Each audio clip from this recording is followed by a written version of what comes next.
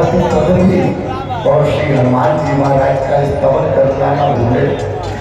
भगवान सूर्य को नमस्कार करें। हमारे देश की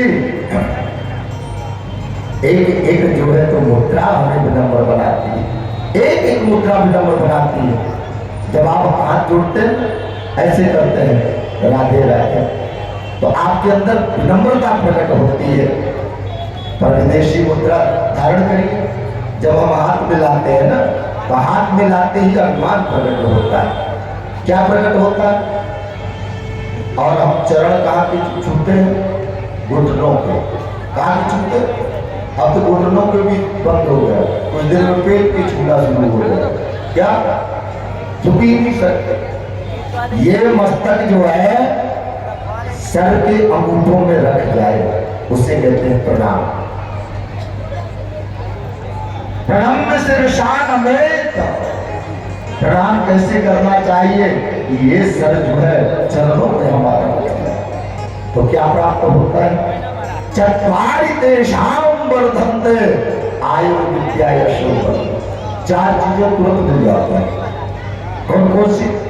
आयु, हमें चाहिए भी चाहिए चीज। आयु, विद्या, ज्ञान और यश। लोगों ने यश पहले, और बल, शक्ति चाहिए, ताकत चाहिए। ये चारों चीजें अपने आप ही प्राप्त हो जाती है जो सर को चरणों में रखते हैं। एक हाथ से प्रणाम करने पर तो हमारे पुण्य क्षय होते हैं। क्या? पुण्य नष्ट होते हैं। एक हाथ से प्रणाम करो। प्रणाम शीर्षान में प्रणाम हमें जो है सर रख कर करना चाहिए। किसी ने कहा बोले हनुमान जी, हनुमान चालीसा का जो पाठ करता है तो सत मतलब सोच लेते हैं। क्या सोच लेते हैं? 60। बहुत से लोग सत मतलब होता है संस्कृत में 100। कितना होता है? संस्कृत भाषा का भी प्रयोग किया है तुलसीदास जी महाराज। सत मतलब होता है 100। 100 बार जो पाठ करता है श्री हनुमान चालीसा का, उसे निश्चित सिद्धि की प्राप्ति होती है। जो सत्य बारे पाठ करे कोई, छूट ही बंदी महासुख होई। समस्त बंधनों से मुक्त होकर के भगवान श्री राघवेंद्र सरकार का कैदी बन जाता है। बोले कोई गारंटी? बोले कलयुग के लोगों को रामायण पर भी संदेह होगा और रामचरित्र, वाल्मीकि और ग्रंथों पर हमारे संदेह होगा। जिस ग्रंथ की रक्षा करने के लिए, जिस संस्कृत संस्कारों और सनातन संस्कृत इन ग्रंथों की रक्षा करने के लिए हमारे समस्त हिंदुओं ने, हमारे समस्त महापुरुषों ने अपने आप को आहूत किया है, आज हम उन्हें उसी ग्रंथ के लिए, उन्हीं ग्रंथों के लिए, उसी सनातन संस्कृति के लिए खिलवाड़ समझ बैठते हैं। धिक्कार है। अगर हमारे देश में कोई आए तो केवल उसकी दृष्टि रही चोटी, शिखा, श्रोत्र, तिलक जो लगाए बनता, उसी को दंड देना शुरू हो जाता। चाहे वो किसी का साम्राज्य रहा हो, पर उस सनातन संस्कृति और इन ग्रंथों की रक्षा करने के लिए हमारे महापुरुषों ने कैसा अपना एक बलिदान दिया है, कैसे अपने आप को आहूत करके इन ग्रंथों की रक्षा की है, इस समर्पण को हम नहीं समझ सकते, नहीं समझ सकते। और समझना है तो इन ग्रंथों से प्रेम करना सीख लो, बोले निश्चित ही सिद्धि की प्राप्ति हो। जो यह पढ़े हनुमान चालीसा होए सिद्धि। बोले कलयुग के लोग प्रमाण मांगेंगे, हनुमान चालीसा का प्रमाण मांगेंगे, रामचरितमानस का प्रमाण मांगेंगे, तो बोले नहीं, होए सिद्धि साखी गौरीशा। साक्षीभूत कौन होते हैं? प्रमाणित कौन करते हैं? प्रमाणीकरण करते हैं श्री गौरीशा, गौरी के ईश स्वामी भगवान शंकर भोलेनाथ प्रमाणित करते हैं कि निश्चित ही सिद्धि की प्राप्ति होगी अगर आप 100 बार श्री हनुमान चालीसा का पाठ करेंगे। क्या? तो हमें बालकों के लिए नित्य प्रति ये शिक्षा देनी चाहिए। क्या शिक्षा देनी चाहिए? कि कम से कम प्रातः उठ करके भगवती पृथ्वी हमें अन्न और जल प्रदान करती है और हमें हमारा भार ढोती है, तो हमें सबसे पहले भगवती पृथ्वी को प्रणाम करना चाहिए और सूर्य को कम से कम नमस्कार तो करना ही चाहिए। अगर जल न प्रदान कर सके तो। और श्री हनुमान चालीसा का एक पाठ जरूर करना चाहिए। हमारे आस्था के केंद्र बिंदु है श्री गिरिराज जी महाराज, और सुंदर गिरिराज पूजन का संकेत दिया। इंद्र को स्पृहा हुई। इंद्र ने पूछा, 1 वर्ष हो गया है, ब्रजवासियों ने मेरा वार्षिक जो पूजन करते थे, आप लोग पता लगाए कि आखिर क्यों मेरा पूजन क्यों नहीं किया गया। जैसे उन्होंने जाकर के देखा तो वहां एक पहाड़ की पूजा कर रहे हैं ब्रजवासी। पहाड़ की पूजा का संदेश सुनकर के ही इंद्र ने आज साम्वर्तक मेघों को आदेश दिया है, बोले जाओ समस्त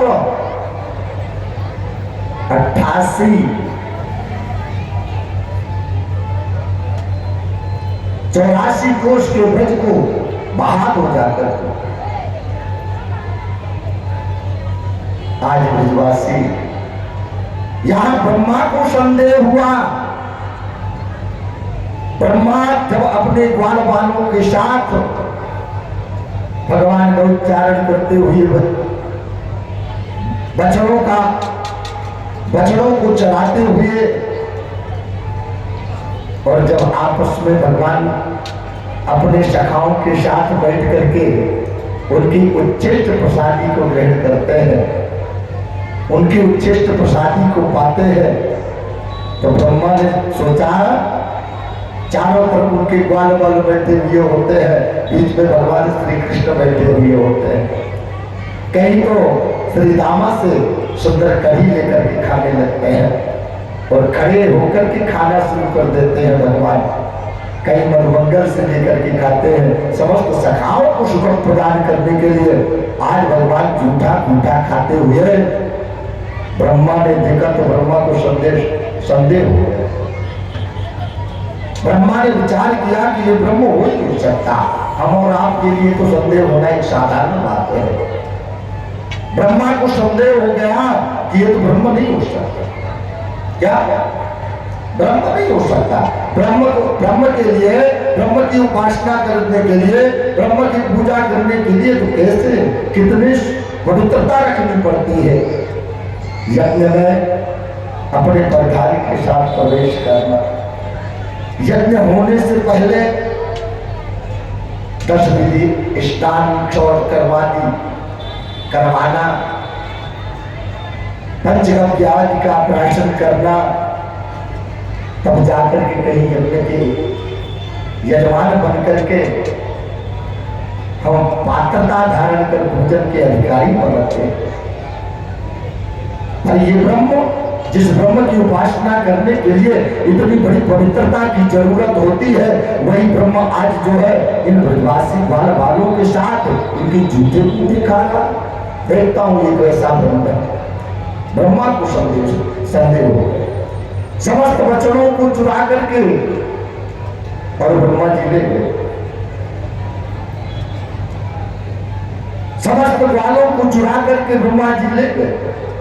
पर जब ले गए तो भगवान यहाँ बछड़े आए देखे तो बछड़े ले, और वहां जाए तो ग्वाले सखा ने मित्र ने ध्यान लगा करके भगवान ने देखा तो ब्रह्मा चुरा करके ले गया। अपने दिव्य दृष्टि से भगवान ने देख लिया। भगवान ने कहा, ब्रह्मा तेरी इतनी बड़ी हिम्मत कि मेरे को ही देखना चाहता है। भगवान ने जैसे ग्वाल थे, जैसे बछड़े थे, और जैसे उनकी लगती लाठियां थी, प्रत्येक चिन्ह जैसे कि तैसे भगवान बने, भगवान स्वयं बने, अभिनिमित्तोपादान कारण बन करके भगवान आज जो है सबको सुख प्रदान करता है। एक निमित्त कारण होता है, एक उपादान कारण होता है। समझना, निमित्त कारण किसको कहते हैं?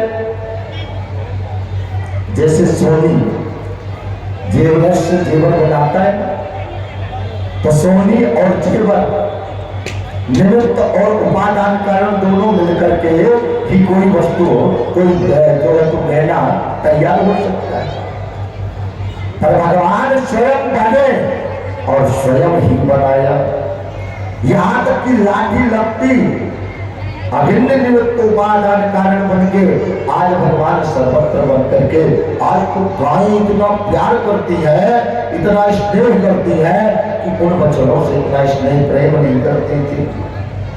जैसे कि तैसे जो मंगल के जैसा चिन्ह अंकित था, जैसे श्री रामा के अंगों में जैसे चिन्ह अंकित थे, वैसे चिन्ह भी भगवान आज देख करके तो ये बड़ा वात्सल्य उभरता है उन लोगों के अंदर। एक दिन दूर दराज गौचारण करते करते पहुंच गई और उस वात्सल्यता को दाऊ भैया ने देखा और दिव्य दृष्टि से देखा तो समस्त सर्वत्र जो है बच्चों में भगवान कृष्ण दिखाई देते हैं। वात्सल्यता को देख करके दाऊ भैया भी समझ गए, ब्रह्मा ने 1 वर्ष जब व्यतीत तो हो गया तो ब्रह्मा ने विचार किया कि देखो उस ब्रह्म के लिए जो इन वालों के लिए वालों के साथ बैठ करके वालों के साथ बैठ करके जूते जूते खाता था, वो आखिर उसका क्या हाल है। हर समाचार देखने के लिए उस ब्रज में आया और जैसे ही आया तो देखा तो वहां जैसे कि तैसे बछड़े और जैसे कि तैसे ग्वाले टूट गए। अब तो ब्रह्मा ऊपर जाए नीचे आए, ऊपर जाए नीचे आए, ऊपर जाए नीचे आए, तो भगवान के और जाकर के ब्रह्मा के स्थान पर भगवान स्वयं ब्रह्मा बनकर के बैठ गए। और जब बैठ गए तो यहाँ से बोले जाकर के कहना मंत्रियों से कहा, बोले सुनो, रक्षकों से कहा, बोले सुनो, जाकर के द्वार में खड़े हो जाओ, आज के समय नकली ब्रह्मा घूम रहे हैं, एक ब्रह्मा आएगा, कोई ब्रह्मा अगर बन करके आए उसको अंदर बता नहीं। अब ब्रह्मा जी जैसे ब्रह्मलोक पहुंचे और वहां जैसे ही पहुंचे तो द्वारपालों ने रोक दिया। बोले तुम कौन हो, तुम अंदर नहीं जा सकते। बोले भाई मैं यहाँ का ब्रह्मा हूँ। बोले अरे तुम कैसे ब्रह्मा हो सकते हो, तुम अंदर नहीं जा सकते हो, हमारे स्वामी ने मना किया, तुम नकली ब्रह्मा। जब उस ब्रह्मा ने ध्यान लगा करके देखा तो अंदर भगवान नारायण ही ब्रह्मा के रूप में विराजमान थे।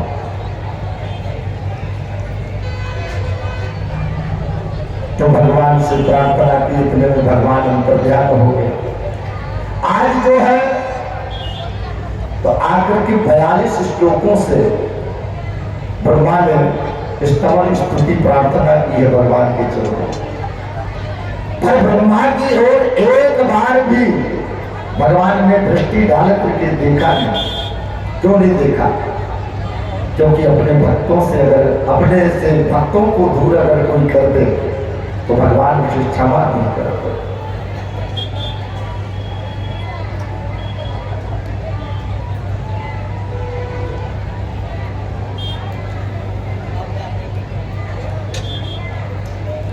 अरे नाना भांति नचायो, ओ नाना भांति नचायो, भगतन ने मुझे नाना भांति नचायो।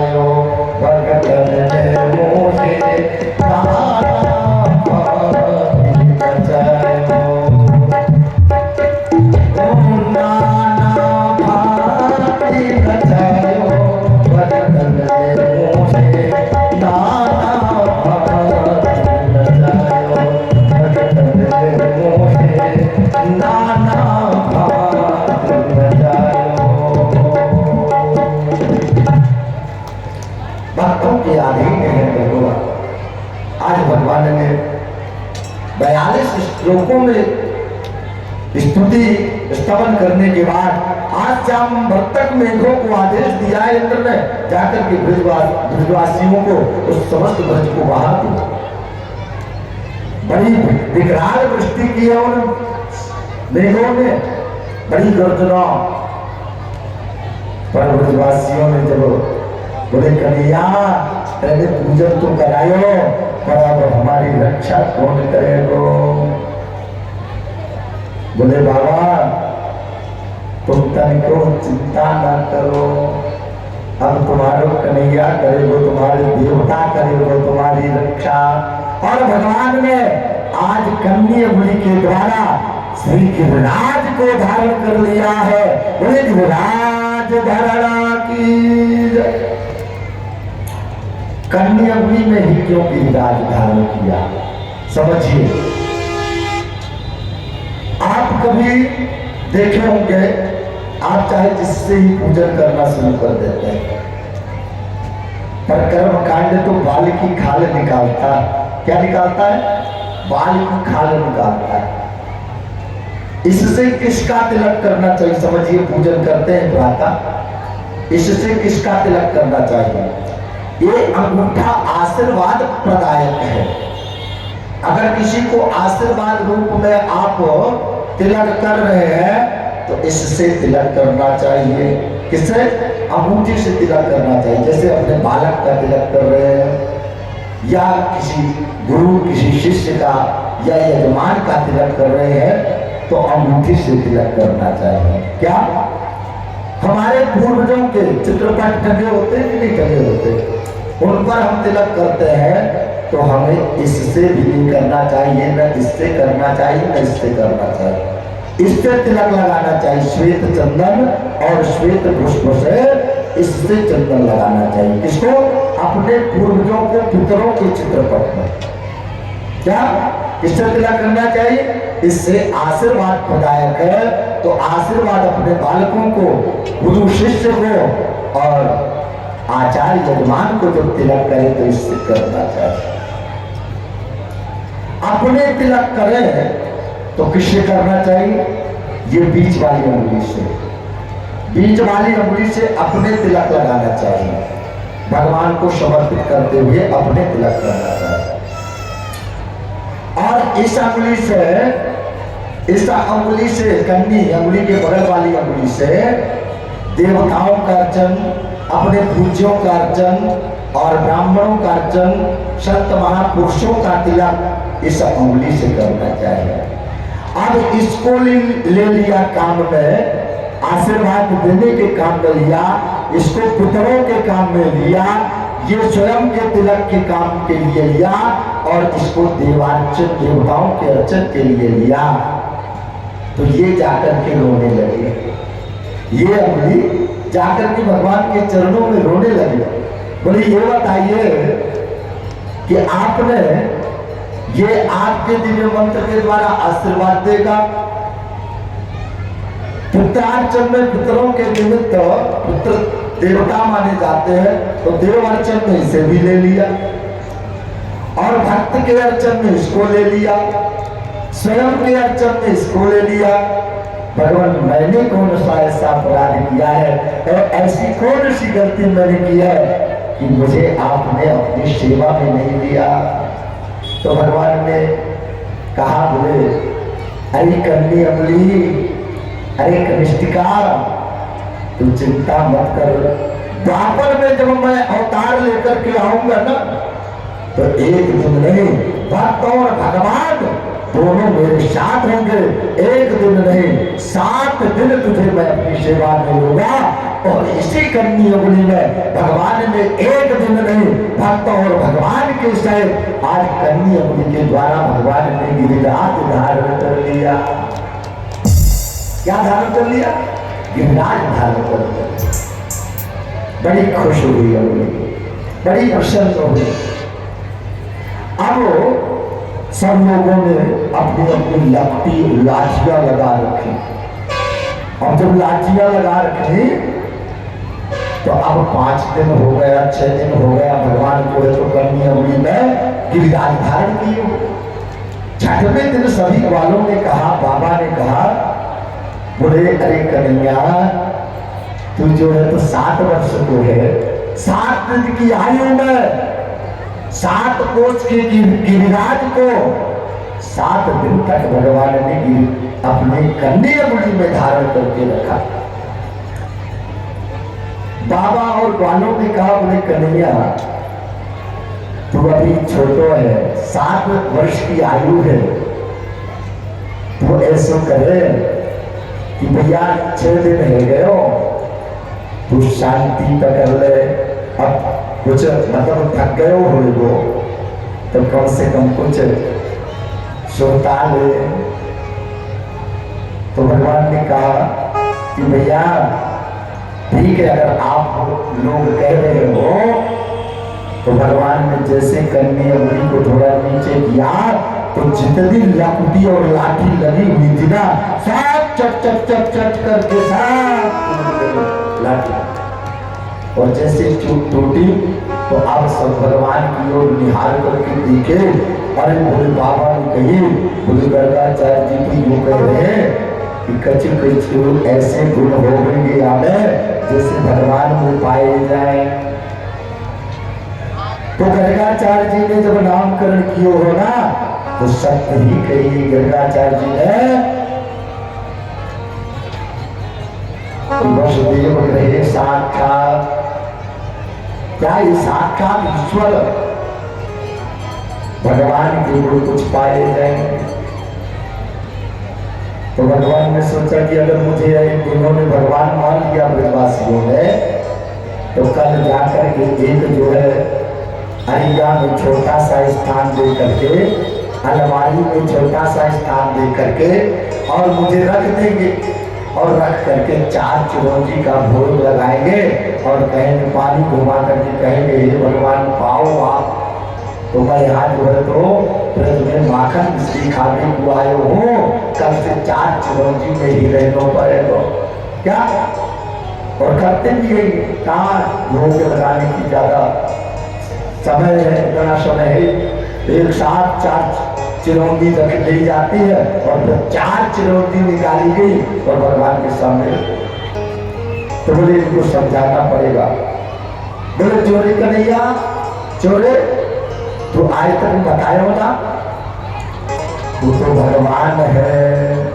अरे बोले भैया मैं भगवान ना हूं, पता है मेरे अंदर कहां से शक्ति आई, कहां से बल आयो।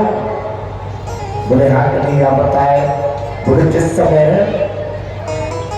मैंने गिरिराज धारण किया हो ना, तो बाद समय सब तुम सखान ने मेरे ऊपर एक नजर डाल करके जब देखियो, तो तुम्हारी जितनी शक्ति थी सब मेरे में आकर के समा गई और मैंने गिरिराज धारण कर दिया। क्या गिरिराज मैंने धारण कर दिया।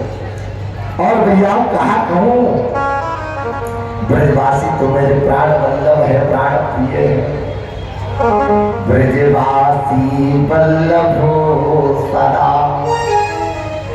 ब्रजवासी वल्लभो सदा, मेरे जीवन प्राण इनहि न कबहु बिसारी हो, मोहि नंद बाबा। बोले भैया झूठ बोल रहे हो कि ब्रजवासी मेरे प्राण वल्लभ है। बोले ना भैया, ब्रजवासी तो मेरे प्राण आधार प्राण वल्लभ है। कछु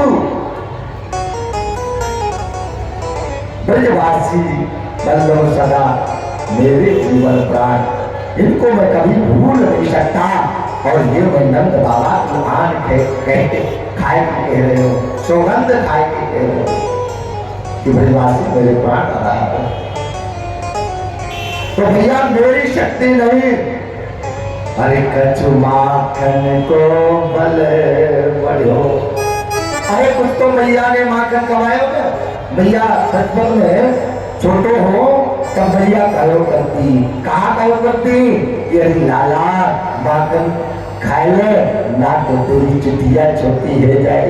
क्या तेरी चुतिया छोटी है नहीं या तो माखन खाए ले मैंने ताजो माखन बिलो है क्या ताजो माखन बिलो है और भैया मेरे मुंह को माखन दे तो कच्चू माखन को बल बढ़ो कच्चू तो माखन की शक्ति मुंह पे आई और कच्चू को पन करी सहाय कच्चू तो शक्ति मुंह पे आई तुम समझ की और कच्चू तुम समझ में किया अपनी तान रखी बाकी शक्ति भी लगी रही तो कच्चू माखन को पल बढ़ो कच्चू को पन करी सहाय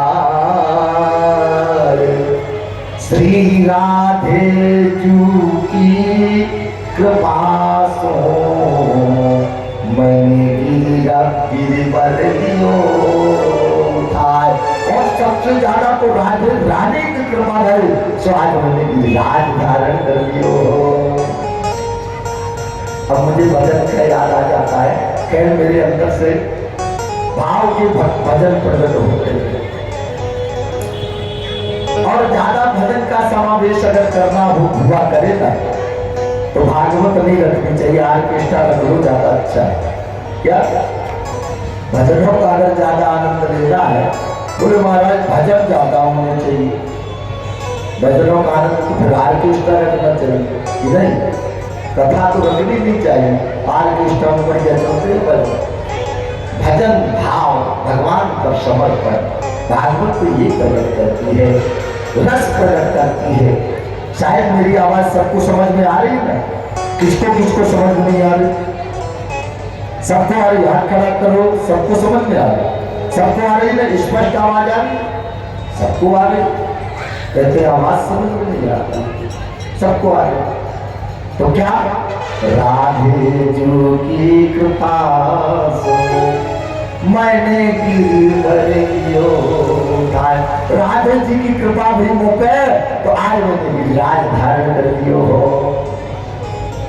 एक बार वृंदावन में जयपुर की महारानी शाहीबाई आई सुनना ध्यान से सुनना बेटा बैठ जाओ बैठो जयपुर की रानी शाहीबाई आई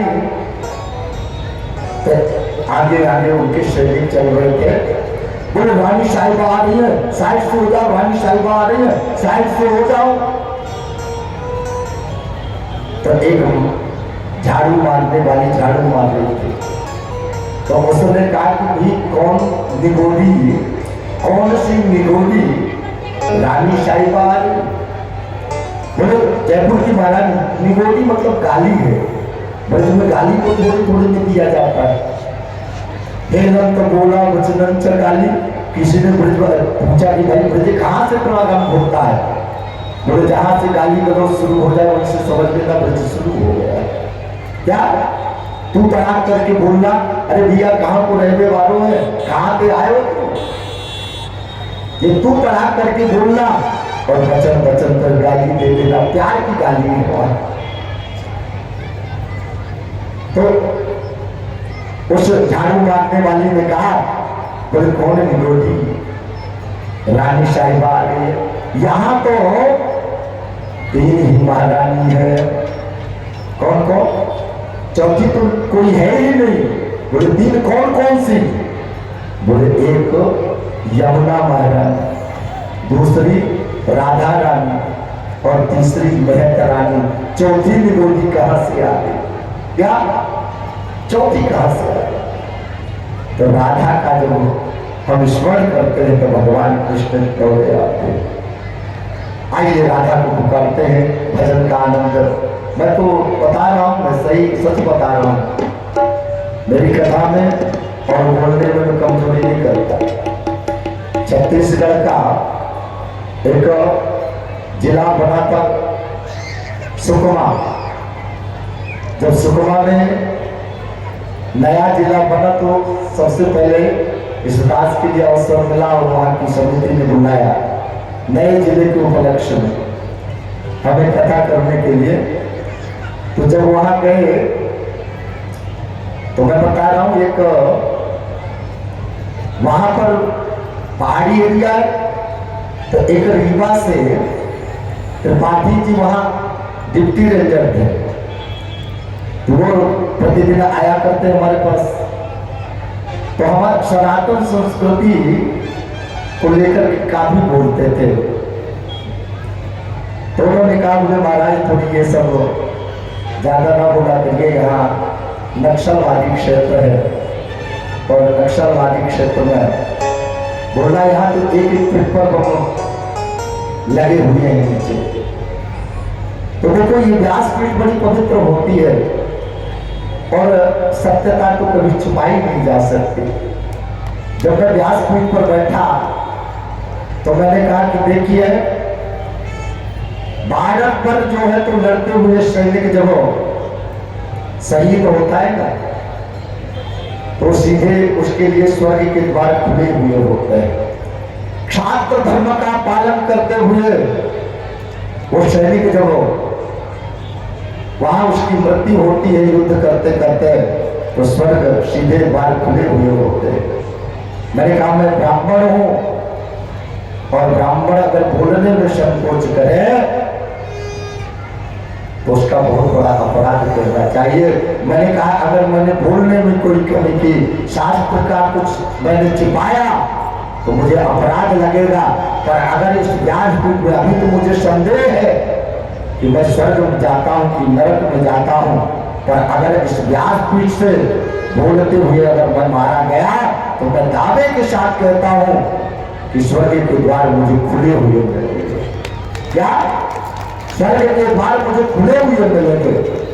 मैं किसी व्यक्ति विशेष को देख करके नहीं बोलता, और ना तो ये आदत में है और ना ही ये व्यासपीठ अधिकार देती है और ना ही आदेश करती है।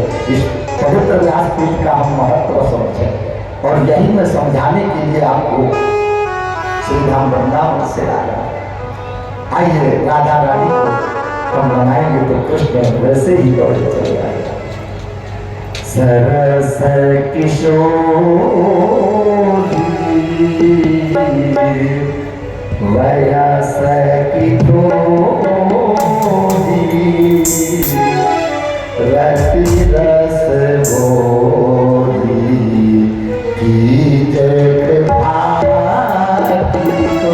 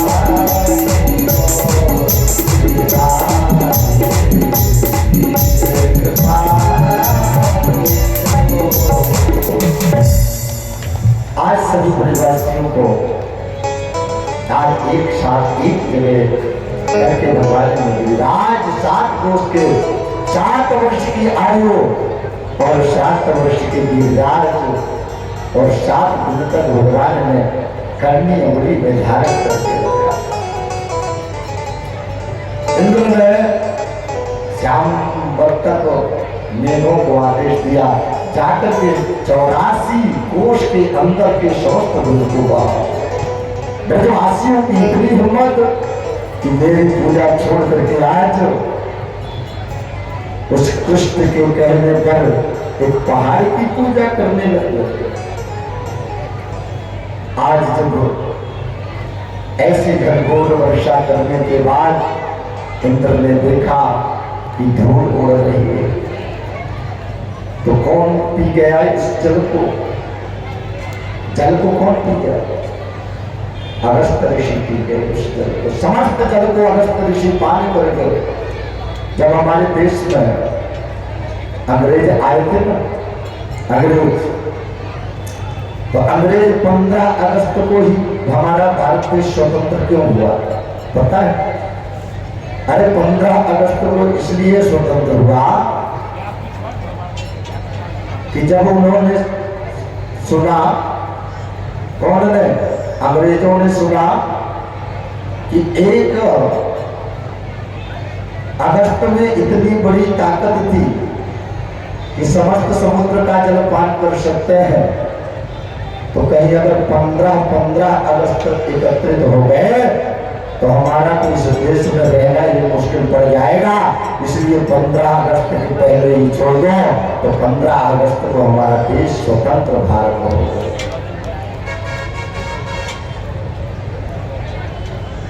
1 अगस्त की इतनी बड़ी ताकत है। आज हम चाय पीते हैं तो चाय पीते कि नहीं पीते? सुनो चाय पीने वालों, चाय अगर पीने, अगर किसी के घर में चले जाए और अगर चाय इतनी छोटी वस्तु है, इतना छोटा पदार्थ है चाय, और इतना बड़ा सम्मान है कि क्या न बताया। अगर चाय नहीं पी ना तो क्या कहते हैं? चाय तक नहीं दिया। क्या? चाय तक नहीं दिया। अरे उसके घर गए, उसने तो स्वागत में चाय और पानी तक नहीं पूछा। और अगर कहीं चाय दे दी जाए, चाय अगर कहीं दे दी जाए तो फिर देखो उसको, अरे भाई उसके यहाँ जब गए ना तो उसने चाय आए सबसे स्वागत किया, कितना बढ़िया स्वागत किया। तो चाय इतना बड़ा बना दिया और चाय को इतना छोटा बना दिया। चाय जब हमारे देश में अंग्रेज आए, तो जब अंग्रेज आए तो एक दिन अंग्रेज शासक खड़े हुए थे। तो एक पहले क्या था कि हमारे देश में जब महिलाएं पनघट पे पानी भरने के लिए जाया करती थी, आज तो जगह जगह बोर हो गया, जगह जगह जल व्यवस्था को लेटरिन बाथरूम भी जाओ तो अंदर ही वहीं पर जल प्राप्त है। तो इतने रोगी हो गए क्या ना बता। माताएं पहले पनघट पर जाती थी और एक घड़े के ऊपर एक घड़ा, एक घड़े के ऊपर एक घड़ा, ऐसे 5-5, 7-7 घड़े रख करके लेकर के आया करते। एक माता जो है तो 7-8 घड़े रख करके अपने सर पे आ रही थी। तो एक अंग्रेज शासक ने देखा तो एक हिंदुस्तानी भारत देशवासी से पूछा, क्यों? अंग्रेजी में पूछा, वो हम तो नहीं जानते क्या पूछा, पर उसने कहा क्यों? ये ऐसा विशाल रूप धारण करके, ऐसा विकराल रूप लेकर के कौन आ रहा है?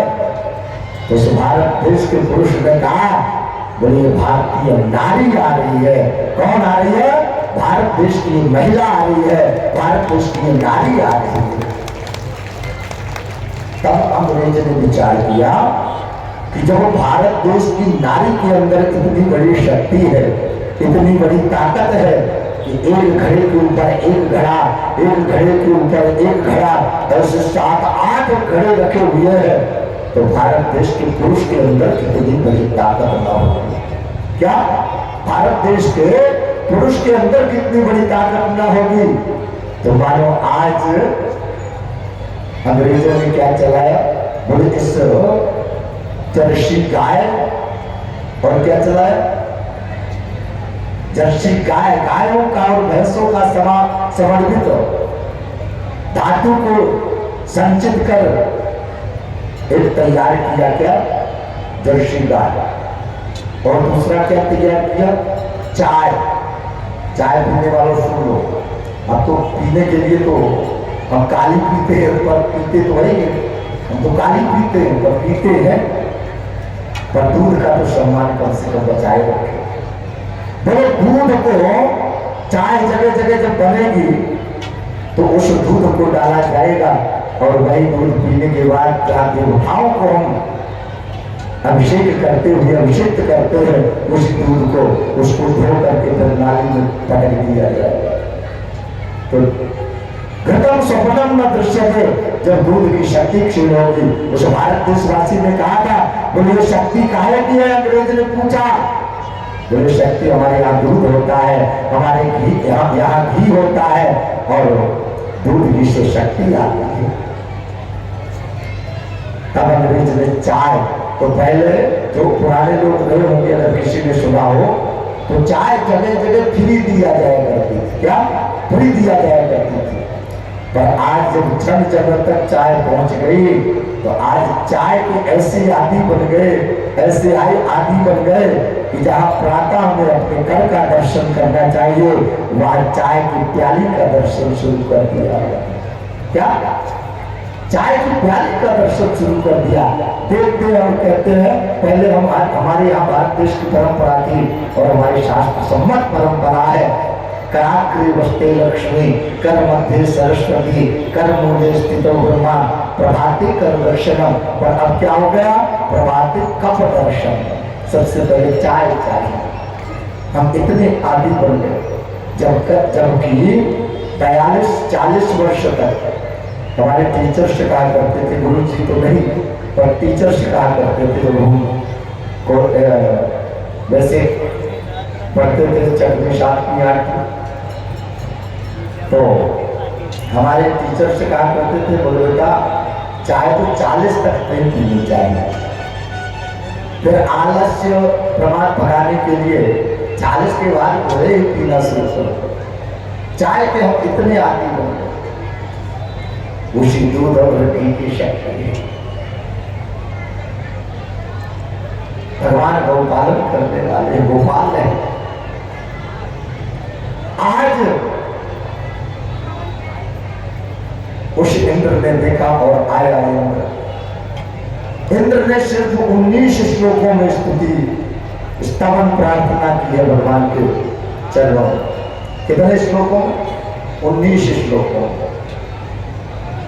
और 19 श्लोकों में भगवान ने इंद्र को क्षमा कर दिया और ब्रह्मा की ओर 42 श्लोकों में स्तुति करने के बाद भी भगवान ने लौट करके ब्रह्मा की ओर देखा। क्यों, कारण क्या था, कारण ये था कि ब्रह्मा ने भक्तों को दूर किया, अपने सखाओं को दूर किया, उन ब्रजवासियों को दूर किया। अपने से दूर भक्तों को कर दे, उसे कभी भगवान क्षमा नहीं करते। पर अगर 84 कोष ब्रज के रहने वाले उन ब्रजवासियों को आज उस गिरिराज के नीचे अगर इंद्र वृष्टि न करता तो भगवान और भक्त एक साथ कैसे आते। मानो आज इंद्र को क्षमा कर दिया भगवान ने कि इंद्र तूने तो हमें एक कर दिया।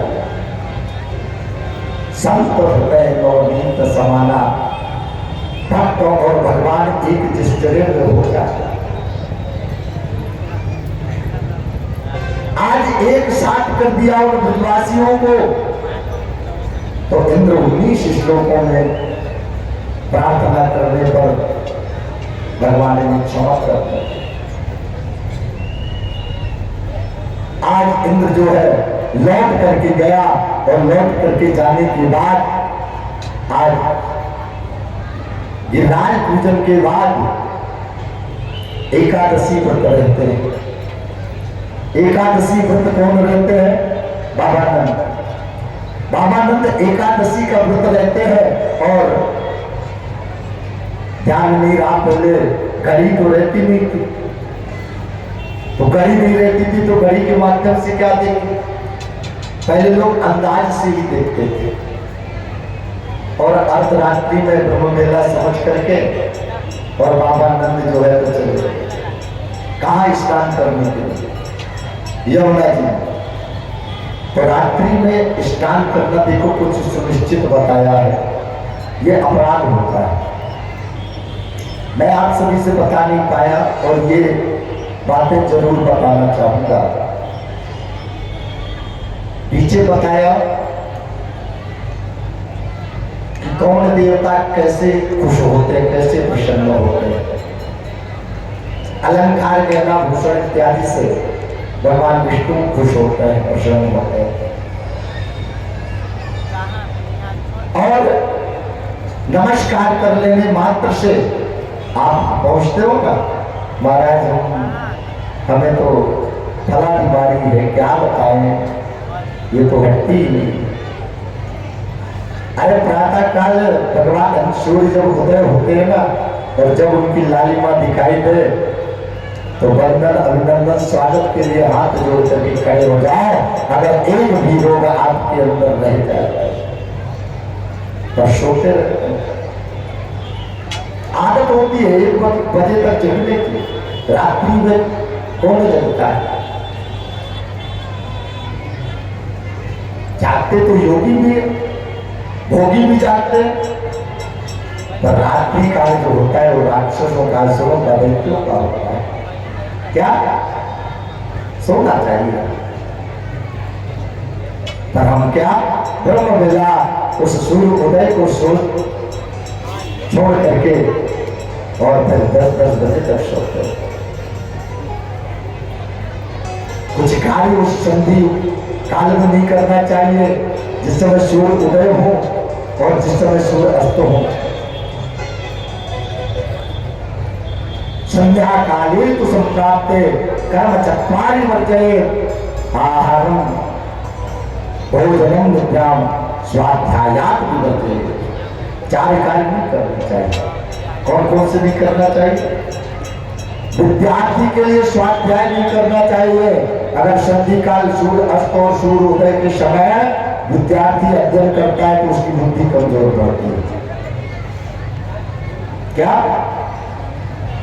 और सूर्य उदय और सूर्य अस्त के समय संधि काल में स्त्री और पुरुष को समागम नहीं करना चाहिए, नहीं तो दुष्ट संतान उत्पन्न होती है। और संधि काल में भोजन नहीं करना चाहिए, नहीं तो रोगग्रस्त बनते। और संधि काल में सोना नहीं चाहिए, नहीं तो आयु कम बढ़ती है। 4 चीजें भी करना चाहिए। विश्व रूप का पद जब इंद्र ने किया तो उस ब्रह्म हत्या का 4 जगह जो है तो वितरण किया। कहां कहां? ये आप सभी को माताएं बहुत भाव रखती हैं, तो इसलिए बताता हूं कि ये चीजें आज के समय में, आज के समय में बहुत कम बताई जाती है। क्या क्या बोले? 4 जगह वितरण किया, पृथ्वी में, जल में, स्त्रियों में और वृक्षों में। 4 जगह वितरण किया उस ब्रह्म हत्या। वृक्षों में जो गोंद पाई जाती है उसका सेवन नहीं करना चाहिए और ब्रह्म हत्या का दोष है। जो वृक्षों में गोंद पाई जाती है वो ब्रह्म हत्या का दोष है, उसका सेवन नहीं करना चाहिए, उसे नहीं खाना चाहिए। और पृथ्वी में सबसे पहले यज्ञ आदि कार्य करें तो सबसे पहले किसका शोधन होना चाहिए? पृथ्वी का शोधन होना चाहिए। भूमि सोई हुई तो सबसे पहले गृह निर्माण हो, घर बनाया जाए तो पहले शोधन ये होना चाहिए कि पृथ्वी सोई हुई तो नहीं तो महाराज जब से उस घर में हमारा प्रवेश हुआ जब से निरंतर हम कष्ट में ही रह जाते। क्यों रह जाते हैं? इसीलिए रह जाते हैं क्योंकि निरंतर हमने पहले से सहयोग भगवानों से मत नहीं किया, क्या पूछा नहीं, ना तो पृथ्वी का शोधन रहा और ना ही मंत्रों का शोधन रहा और ना ही हमने ज्योतिष की आज्ञा मानी। क्या षडंग आदि वेदों मुखे शास्त्र विद्या कवित्वादिगत्यम सुपथ्यम करोति यशोदा किशोर चक्षु वेद चक्षु किलेदम स्मृतम ज्योतिषम श्रेष्ठता चांग मध्य गतिनोच्यते संयतो पीतरीकरणनासादि चक्षुषांगे नहीनो न किंचित करा। वेदों का नेत्र क्या है, वेदों का चक्षु क्या है? सबसे पहले अगर कोई क्रिया को हम करें वो वैदिक परंपरानुगत हो, चाहे वह पूजन हो, चाहे वह देवताओं का अर्चन हो, चाहे कोई संस्कार हो, सबसे पहले हमें मुहूर्त शोधन करवाना चाहिए। और आज मुहूर्त शोधन नहीं होता तो बोले महाराज ऐसे भी कांड देखे जाते हैं कि मुहूर्त शोधन नहीं होता तो बोले वर वधू दोनों एक्सीडेंट में खत्म हो। क्या हो गए? वर वधू दोनों एक्सीडेंट में खत्म हो गए। और अगर शादी होकर आ भी गई ना तो बोले क्या करें महाराज, जब से बहू घर में आई तब से तो झगड़े ही दोनों का मचा गया। क्या? अरे पहले शोधन नहीं करवाया, पहले विबल शोधन नहीं करवाए, पहले उसके गुण नहीं मिलवाए तो आज तो वो हो गए आपस। वेद का चक्षु क्या कहा गया? वेदों का चक्षु ज्योतिष कहा गया, ज्योतिषी दैवज्ञ कहा जाता है। पर हाँ ऐसे नहीं जानकारी होना चाहिए, ज्योतिष का जानकार हो, ऐसे नहीं कि कुछ सूत्र जान करके और भक्तों पर प्रयोग करना शुरू कर, ऐसा ना हो। कहना चाहती सच्चे ज्योतिषी पे बता दिया तो ज्योतिष का जानकार होना चाहिए। तो 4 जगह वितरण किया, कहां कहां? वृक्षों में धूल और पृथ्वी में ऊषर जमीन। जिस जगह में ऊषर जमीन होती है, जहां सफेदी पड़ जाती है, जहां कोई अन्न उत्पादन नहीं होता, ऊषर जमीन में अन्न अगर डाल दे तो उस ऊषर जमीन में वह अन्न उगता नहीं। क्या? उगता नहीं। तो पृथ्वी में वह ब्रह्म शाप है, उस जगह पर शुभ कार्य नहीं किए जाते, अच्छे कार्य नहीं करना चाहिए। कहा? पृथ्वी को ऊषर जमीन। और जल में जो गुड़के आते हैं, आप लोगों ने शायद देखा हो, सुबह हम आलोकन करते हैं, जल का आलोकन करते हैं और आचार्य जी जब पूजन करवाते हैं तो करवाते हैं कि नहीं करवाते हैं? मत्समुद्राम प्रदर्श्यो संपुटीकृत्यो धेनुमुद्राम संपुटीकृत्यो जलम आलोक्यो मत्समुद्राम प्रदर्श्यो। क्या? जल का आलोकन किया जाता है, मानो जल का भी शुद्धिकरण किया जाता है। कदाचित जल तो अशुद्ध है, जल में भी ब्रह्म हत्या का दोष पाया जाता है। क्या? ब्रह्म हत्या का दोष पाया जाता है। तो जल में और स्त्रियों में रजस्वला धर्म, रजस्वला धर्म में स्त्री को एक कक्ष में एक जगह शांत बैठना चाहिए, ना तो भोजन। और उस स्थिति में कदाचित अगर पुरुष को रोटी बनानी पड़ जाए तो वह रोटी बना करके अपने बालकों को, बालक का तो चल सकता है तो रहने वाला स्वामी को कम से कम यह करे। 6 दिन तक, चौथे दिन घर के लिए शुद्ध होती है, पवित्र होती है स्त्री। चौथे 4 दिन में ही अपने आप को शुद्ध मान लेते हैं, पर 4 दिन में नहीं। मंदिर के लिए 6वें दिन शुद्ध होती है शास्त्र से। तब मंदिर पूजन के लिए 4थे दिन नहीं, 6वें दिन स्त्री शुद्ध होती है। 4थे दिन तो घर के लिए शुद्ध होती है, भोजन आदि बनाने के लिए, पर पूजन के लिए तो 6वें दिन शुद्ध होती है। इन्हें 4 जगहों पर ब्रह्म हत्या का दोष वितरित किया उस इंद्र। आज एकादशी कुछ अपराध ऐसे होते हैं, रात्रि कालीन बेला में बाबा नंद आज जो है तो काय के लिए स्नान करने के लिए चले। उन्होंने सोचा कि भैया स्नान करके आओ, और स्नान करने के लिए गए, और जो वरुण के दूत लगे हुए थे तो वरुण के दूतों ने पकड़ लिया और पकड़ के वरुण लोक ले गए। बाबा को जब वरुण लोक ले गए तो वरुण लोक में बंदी बना लिया, और बंदी बना करके बांध करके एक साइड में डाल दिया। और जब डाल दिया तो जितने सारे ग्वाल थे बाबा के साथ में गए थे, वो उन्होंने दौड़े दौड़े आए और लाला कन्हैया को बताए और है। अरे बोले कन्हैया, बाबा स्नान कर भी को गए और बाबा को 2-4 दूत आए और वो पकड़ करके ले गए बाबा को। तब जाकर के भगवान श्री कृष्ण आज वरुण लोक जाते हैं, और वरुण लोक जाकर के एकादश्याम निराहारः समभ्यर्च्य जनार्दनम नातुम नंदस्तु कालिंजा द्वादश्याम जन्माक्षि। बाबा नंद ने सोचा द्वादशी आ गई, मुझे आज स्नान करने के लिए जाना चाहिए। एकादशी का व्रत पालन, स्नान करके पालन करना। आज भगवान श्री कृष्ण वरुण लोक गए, और जैसे ही वरुण लोक पहुंचे तो आज वरुण खड़े होकर के भगवान के चरणों का स्तवन करता है। क्या कहता है?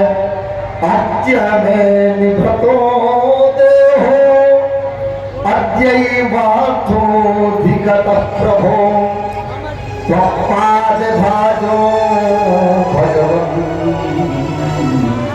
नमामो पार्वतीवदा।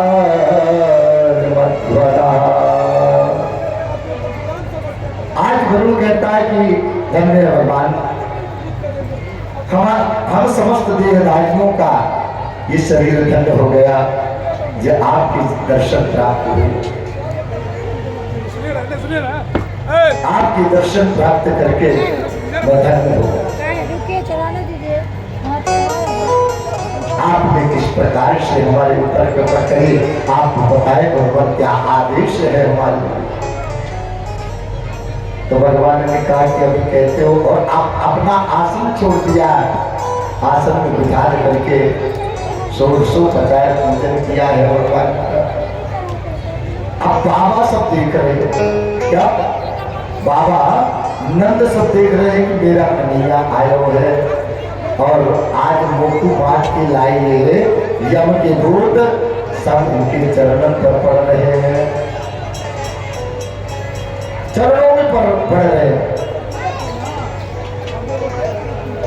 ये पीछे जो आवाज कर रहे हैं तो पीछे से आकर के आवाज बंद करके सामने एक साइड में जाएगा, कथा स्थल से दूर। हम नहीं चाहते कि जहाँ जगदीश्वर की चर्चा हो रही हो वहां मैं जगत की चर्चा करूं। जगत को तो समझना है जगदीश्वर की कथाओं से, तो मैं नहीं चाहता कि उस जगदीश्वर की जहाँ कथा हो रही हो तो मुझे जगत की कथा करनी पड़े, जगत के सद्गुणों का व्याख्यान करना पड़े। मैं तो बीच में बोलता भी नहीं किसी के विषय। और भागवत व्यासपीठ से लास्ट में जब विश्राम देता हूँ, इसके बाद ही मैं किसी के विषय में बोल पाता हूँ। वो भी व्यासपीठ की ओर से आशीर्वाद प्रदान करता हूँ। आज बाबा नंद देखते रह गए कि आज मेरी कन्हैया का कैसा सुंदर स्वागत कर रहा है, और मुझे पकड़ करके ले आया।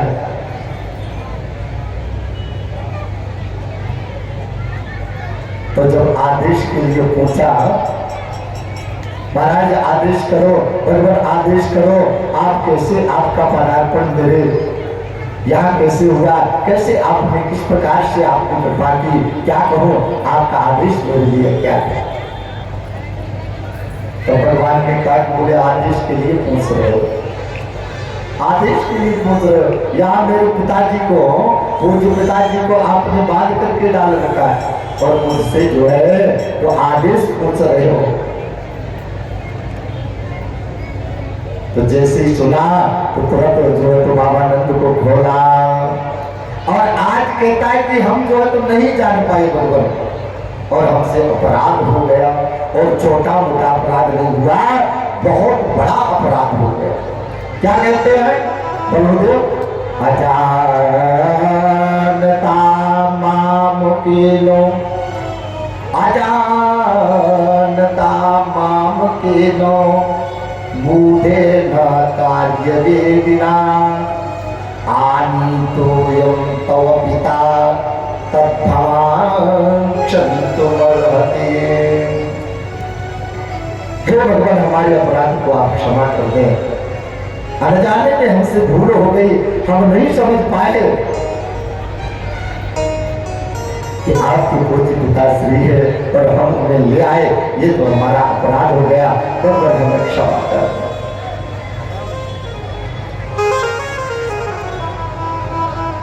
बड़ा अनुनय तुमने किया, आज बाबा नंद को लेकर के बाहर आए हैं भगवान, और लेकर के आए। आज विश्वासियों से आकर के बड़ा गुणगान गाया बाबा नंद ने। अरे बोले कन्हैया, आज मैं जब स्नान करने को गए हो तो भाई स्नान करते समय पता नहीं कौन से काले काले कपड़े पहने ले आए और मुंह को पकड़ के ले गए, और जब पकड़ के ले गए तो मुंह को बांध दियो बड़े बड़े लाल से, और जब बांधो भैया तो बांधने की बात जो मेरो कन्हैया गयो ना, तो वो राजा जो जलपुर राजा है ना, वो हमारे कन्हैया को स्वागत के लिए खड़े हो गए, और 1650 पूजन गंधाक्षर पुष्प से पूजा की दीवाने। हमारे कन्हैया साधारण बात जलती देवता में पूजा करें। आज उन सबको कार्य का संचालन का आदेश करते हुए भली प्रकार से आप संचालन करें, जो जिसको जैसा कार्य दिया गया है, और आशीर्वाद प्रदान करते हुए बाबा को, बाबा नंद को लेकर के बाहर आए। एक दिन ब्रजवासियों ने कहा बोले भगवान है, बाबा नंद ने कहा भगवान है। सब वाले पीछे पड़ गए, बोले लाला तू भगवान है, हमने सुनी है कि तू भगवान है, साधारण नाम। बोले हाँ भैया मान लो कि मैं भगवान हूँ। क्या मान लो कि मैं भगवान हूँ?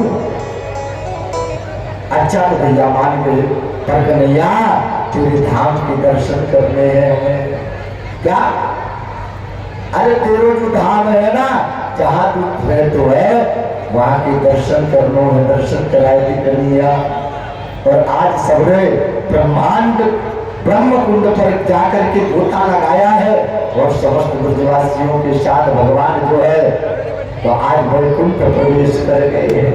क्या वैकुंठ में भगवान पहुंच गए ब्रजवासियों के साथ। अब तो जब गए तो वहां सुना, जितने लोग थे, जितने सब सारे दिख रहे थे, तो एक दूसरे से भगवान का वैकुंठ धाम कैसा है, ऐसी एक शांति प्राप्त होती है, एक भी आवाज आपको सुनाई नहीं दे सकती, और समस्त जितने द्वारपाल भी करते हैं तो भगवान का दिव्य स्तवन करते हैं, और सबके 4 हाथ हैं। क्या? सबके 4 हाथ हैं। आज गए हैं तो एक ग्वाला ने कहा, अरे बोले भैया सुनियो, इनको कान पे कहूँ तो क्यों? क्योंकि यहाँ आवाज बिल्कुल न करी जाए। पास में बुलाए हुए, और दूसरे ग्वाला से एक ग्वाला कहने लगा, बोले क्यों भैया, यूं बताओ कि हमारे कन्हैया कौन सो है? तो बोले जो चार हाथ कछु ऐसो लगे जैसे चेहरा मोरा ऐसो लग रहे जैसे यार चार हाथ बारे सुदर्शन चक्र धारण कर रखे है या की ताई या की जैसी जरूरत कन्हैया को स्वरूप लगे यही है हमारो कन्हैया। तो एक वाला आगे बढ़े हुए और कहीं क्यों रे चोरी कन्हैया तू बोले काय ना बोले क्यों ना रहे हो। तो द्वारपाल ने कहा बोले ऐसी आवाज करते हुए बोले शांत बिल्कुल आवाज नहीं करते। तो तीसरा वाला कहता भैया हमें याद है तुम से अच्छे तो हमारो वृंदावन धाम ही अच्छो लगे क्यों क्योंकि हम अपने कन्हैया से कम लाल तो लड़ाई करेगा हमारे कन्हैया से टिटली तो कर सके वहां टोटली तो कर सके हम पर यहाँ तो हम कन्हैया से दूर ला सके यहाँ पे कन्हैया हमको या वैकुंठ में ना रहो वैकुंठ को दर्शन ना चाहिए हमें तो अपना ब्रजवास चाहिए ब्रज वृंदावन चाहिए।